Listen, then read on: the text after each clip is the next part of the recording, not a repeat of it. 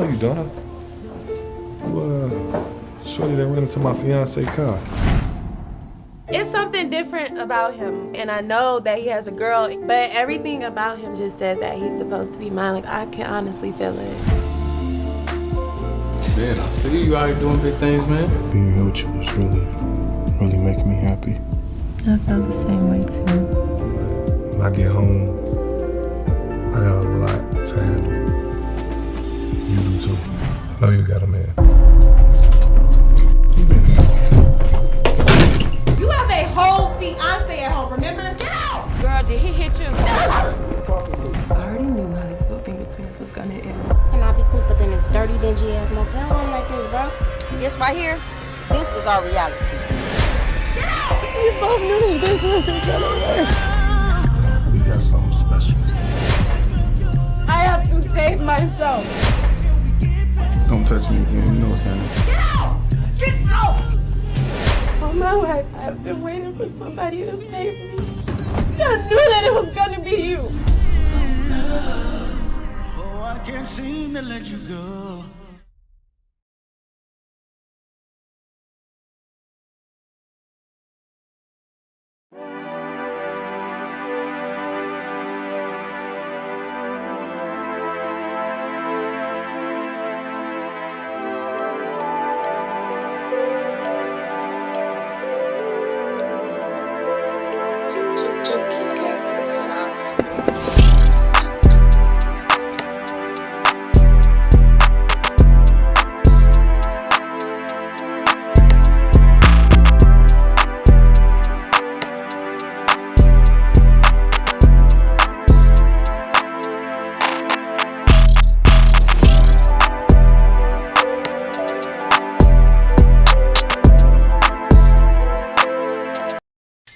What's poppin', T Squad? It's me, Keisha, and I'm here with tonight's All Tea, All Shade Real Housewives of Potomac Season 6 Reunion Part 2 review.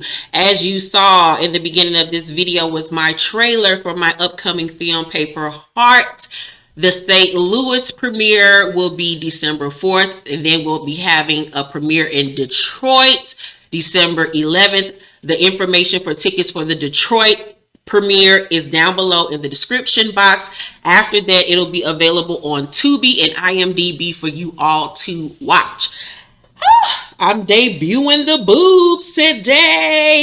Yes, this is how they look. What am I, 2 months, almost 2 months post-op? Don't they look fabulous, darling? So much smaller than they used to be. No bra, no nothing holding them up. They're gorgeous. Love them. I'm just relishing the way they look now before I start radiation, because you know radiation is gonna charcoal my skin for a while. So I'm basking in being able to wear ensembles like this, because you know I was never ever able to wear anything like this with them 44H titties that I had previously. The blessings. The blessings. But anywho, this is not about my titties. This is about the Real Housewives. So, also a reminder, tomorrow, dropping at 6 p.m. Central Time, is my exclusive interview with Love and Marriage Huntsville star Vanessa Tracy. She is Melody Holt's mom. So make sure you guys tune in for that interview tomorrow at 6 p.m. Central Time. It is so good. I learned a lot. I got some juice, some tea, y'all. Very good interview. Can't wait for you all to see it. Okay, so we pick up exactly where we left off last week with Mia and Candiace going at it. And Mia telling Candiace to shut the fuck up and stop talking about my mother. Candiace says, you don't get to decide how I respond when you disrespect me. Mia was like, watch your back. Her ass kicking is overdue, Andy, and I'm not going to be the one to do it. Why can't you be the one to do it? Like, Jesus.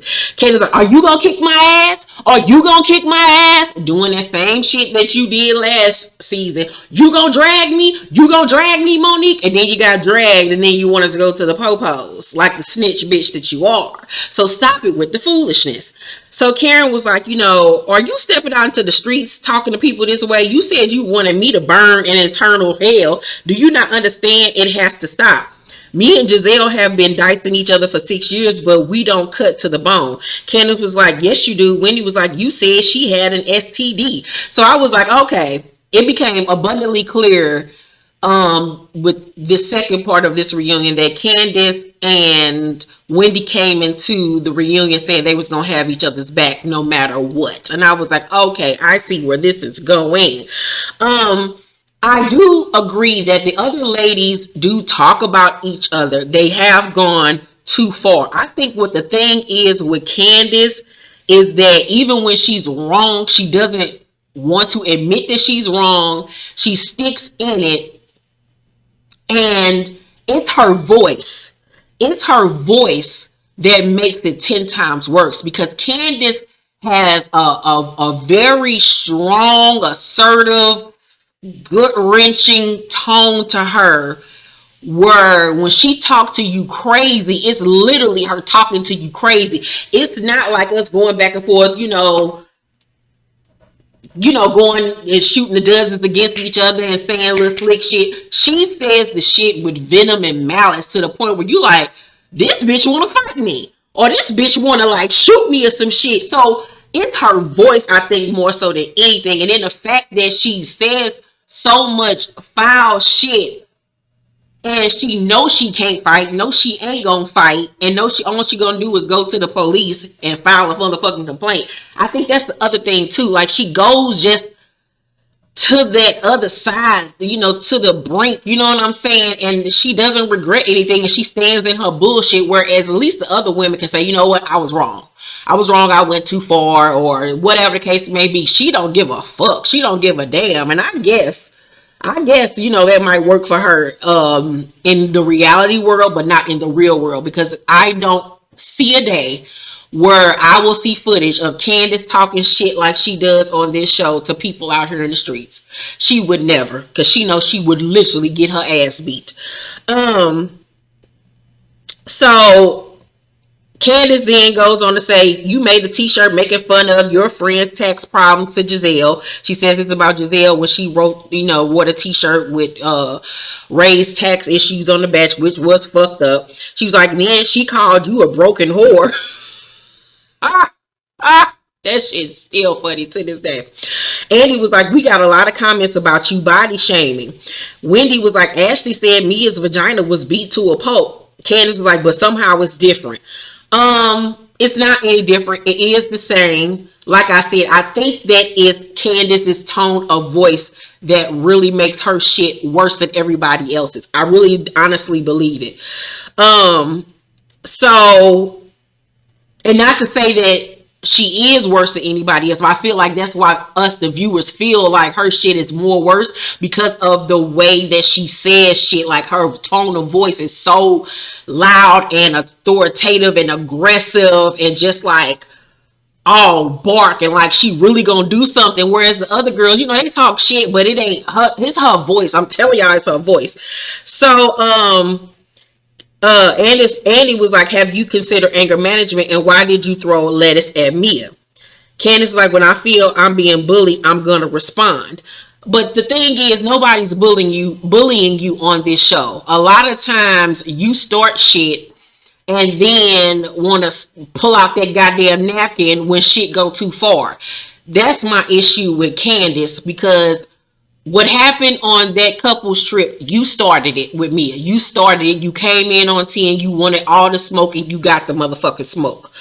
So I don't agree with her saying that when she feels bullied, she's gonna respond. No, you're just the type of person where you gonna respond regardless, because you want to seem like you ain't no punk for some reason. Maybe she used to get bullied in school. Maybe she got like Napoleon syndrome or something.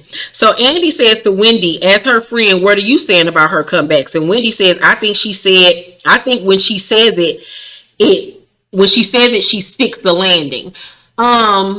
And see, this is what I don't like about these little alliances and shit that they have on these shows, because if you are her friend, hold her accountable. Fuck all that bullshit. Fuck all you. Yeah, bitch, your voice gonna get you fucked up one day. Like, you stick your landers all you want to, but just be aware that everybody not gonna play tit for tat with your ass.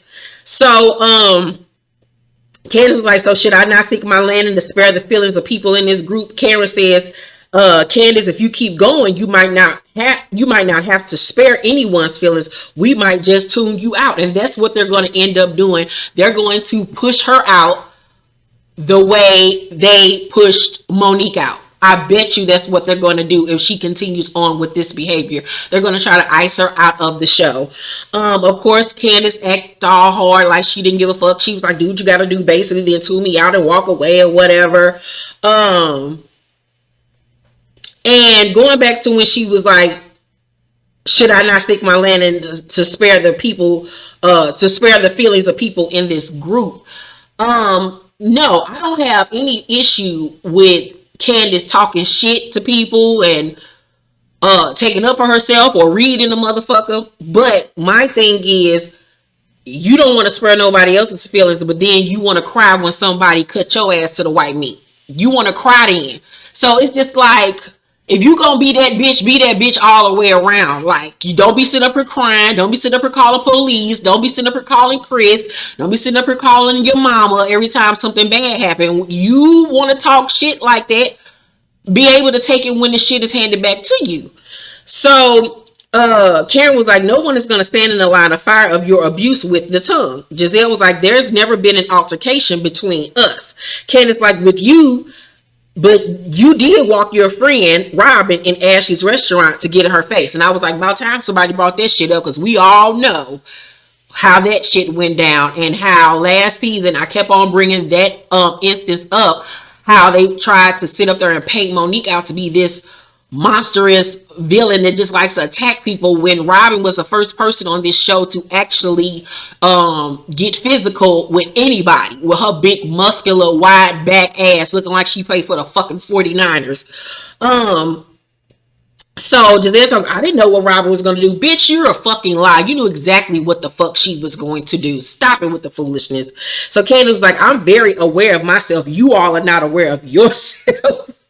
And it is the delusions with this bitch that make it even worse. Andy was like, Mia, you have become a disaster on social media, but you blame your social media manager. Mia was like, I'm going to do better, but I do have a social media manager. I will agree that from the stuff that I did see, Mia was out here acting like a plum diggity damn fool with some of the shit that she was saying. I didn't understand the attacks on the scholar, where did that come from? Was there some secret beef that we don't know about? Did they get into it in the off season? Where the fuck did that shit come from? It was just weird as fuck. She was doing team too much. You know, Mia has been all over the place though this whole entire season. I hope she get it the fuck together. But yeah, she was flat out wrong for some of the shit that she said on social media. So Wendy says this is pathological. So your social media manager wakes up to attack a scholar. A scholar jumps in, was like, why are you this worried about me? And she's showing all of the tweets and stuff that Mia said about her. And I too wonder where the fuck that came from. I don't know if she was just trying to, like I said, get clout or, you know, get her name talking about more. It was very weird. It was very left of field, and it just didn't make any sense to me. So Mia is looking over the tweets, and Candiace did have me cracking up. She was like, why are you reading them like you didn't write them? And I'm thinking the same damn thing. Like, girl, bitch, you wrote the shit. Don't sit up here and try to act like you didn't do the shit, like stand in your shit like I'm saying about Candiace. Kyrie, goddamn game loud as shit.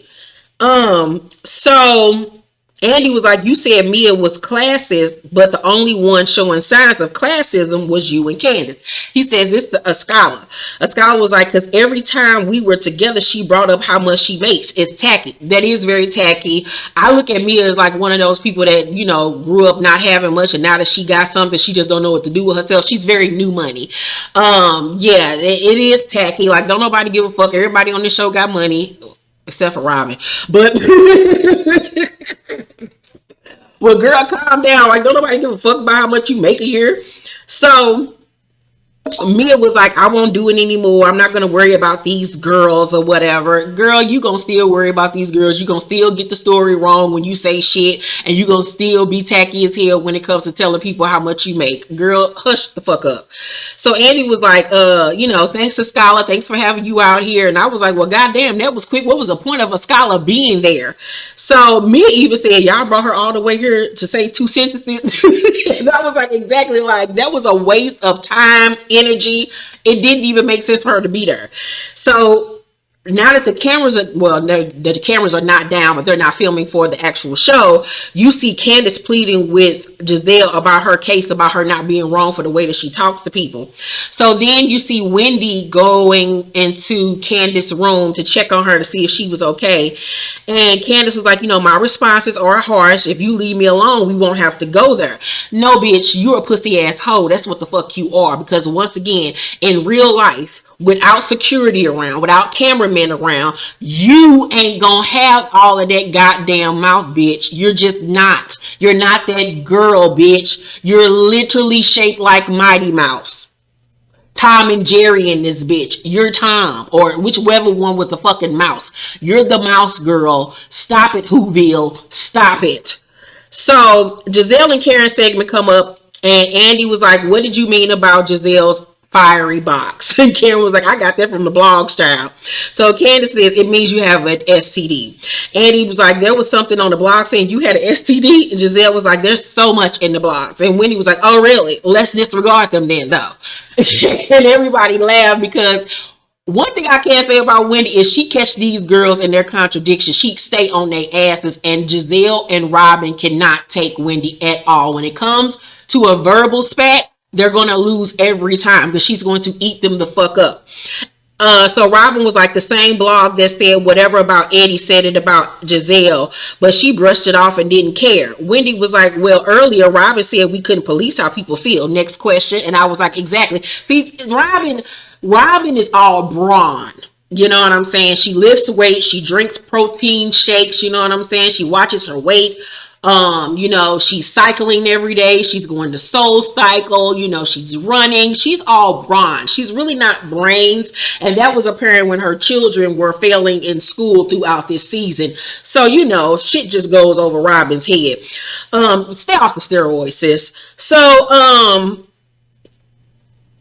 Andy was like, Wendy, don't you think it's hypocritical for Gizelle to want Karen to apologize for talking about the rumors about Jamal while she was going around spreading rumors about Eddie and others? Gizelle was like, I didn't do that. Wendy was like, you went to everyone except for me talking about rumors when Karen spoke facts about Jamal. You want an apology from Karen, but you won't apologize to me when I have kids that can read. That could have honestly been a read right there. Like, basically, she could have been like saying like her kids can't read. But that ain't what she meant. So Gizelle was like, and I have kids too, and you looked at my daughter cockeyed crazy. And I'm like, when did she look at Grace crazy? So then they show us the flashback, and literally all she did was look at that little girl as she walked by. She didn't look at her stank like, none of that, rolled her eyes or mumbled anything up under her breath. I'm like, Gizelle, you reaching just like Karen was reaching about that shit about you saying Ray was gonna be dead before you lose your looks. Like, girl, that was a reach, and you just trying to pick out anything to have something to say. Shut the fuck up, neck roll. So Wendy was like, okay, I can be a grown up about the situation. I apologize to Grace. I wouldn't apologize for shit because she didn't do nothing, but okay. She was like, make sure you apologize to Carter and Cruz when it's your turn. She ain't.